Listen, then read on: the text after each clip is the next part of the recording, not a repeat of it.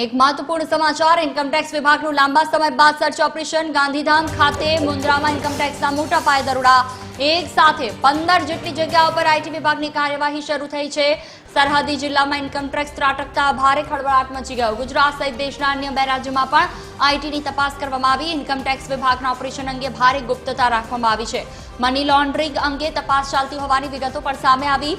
ગુજરાતના અન્ય 1-2 શહેરમાં પણ આઈટીની તપાસ ચાલી રહી છે।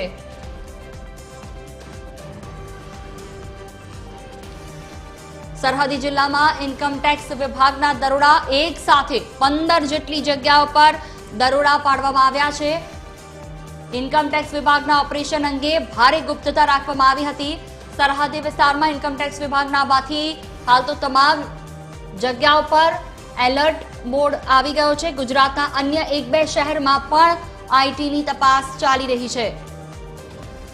મૌલિક ઉપાધ્યાય સંવાદદાતા ફોનલાઈન પર જોડાયા છે અમારી સાથે। જી મૌલિક, ગાંધીધામ અને મુન્દ્રામાં ઇન્કમટેક્સના દરોડા કઈ કઈ કંપનીઓમાં દરોડા પાડવામાં આવ્યા, શું વિગતો?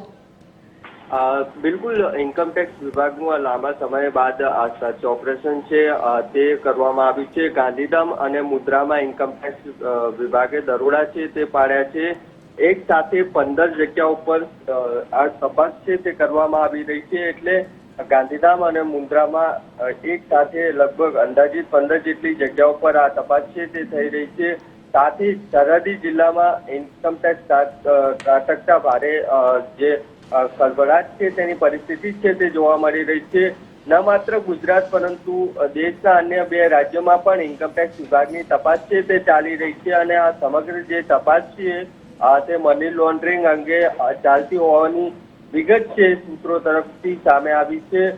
ગુજરાત સહિત અન્ય 2 શહેરોમાં પણ ઇન્કમટેક્સ વિભાગની આ તપાસ છે તે ચાલી રહી છે। એટલે લાંબા સમય બાદ ઇન્કમટેક્સ વિભાગનું સર્ચ ઓપરેશન છે તે ચાલી રહ્યું છે। અને ગાંધીધામ અને મુન્દ્રામાં ઇન્કમટેક્સના મોટા પાયે દરોડા છે તે અત્યારે ચાલી રહ્યા છે। જી બિલકુલ, તમામ જાણકારી બદલ આભાર મૌલિક।